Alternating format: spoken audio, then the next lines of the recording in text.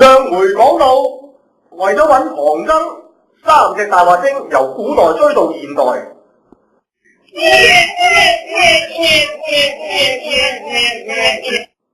佢哋為咗得到唐僧轉世嘅選票真經，居然參選新界西域的領袖選舉，講大話，呃選票，撈油水。大話精搞到成個西域民不聊生，如來覺得好唔對路，於是派使者下凡揾在世孫悟空。不負如來所託，使者終於揾到在世孫悟空。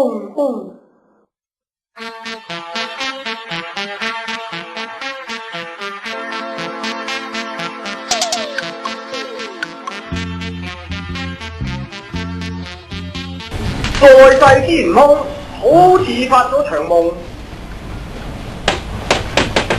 佢突然攞起支晾衫竹，戴起老婆嘅金色頭箍，喂，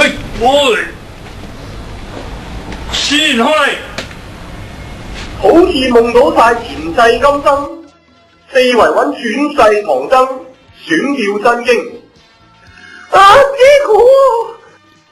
師傅，今世嘅孫悟空喺街坊口中知道3隻大話精過去4年呃咗唔少真經，一怒之下先襲上李書精嘅屠房。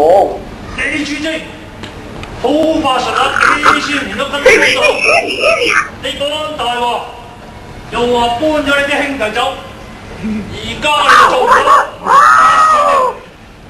大舊精聽到李書精俾人 Q 咗，居然冇匿埋喺 office， 反而殺上門揾阿孫悟空。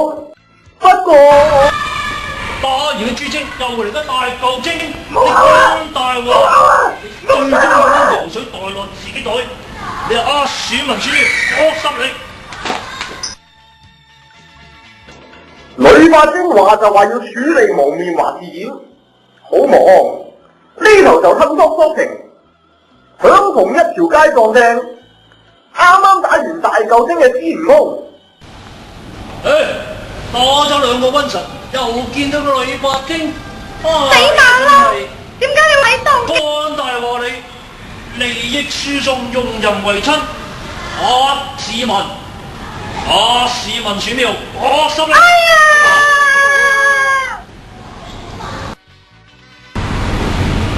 我終於有3個大話精手人將師傅搶翻嚟啦！好嘢，師傅！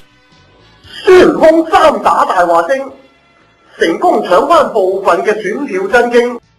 不過佢能不能夠揾翻其他嘅在世唐僧，就睇你9月7號嘅決定啦。